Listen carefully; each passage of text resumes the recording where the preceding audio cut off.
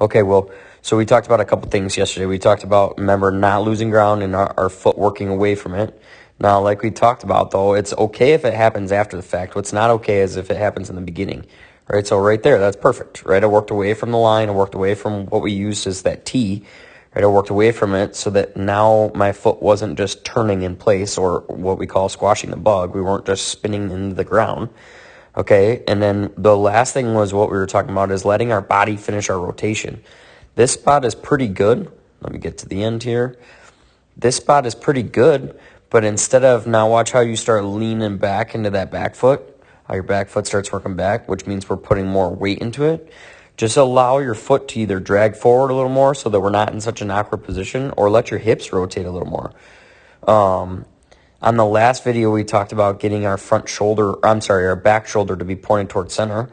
When we go finish, I want you to think of like your back needs to be pointed this way, as your shoulders would be pointed this way, this being your back shoulder, or your right shoulder, and this being your left shoulder.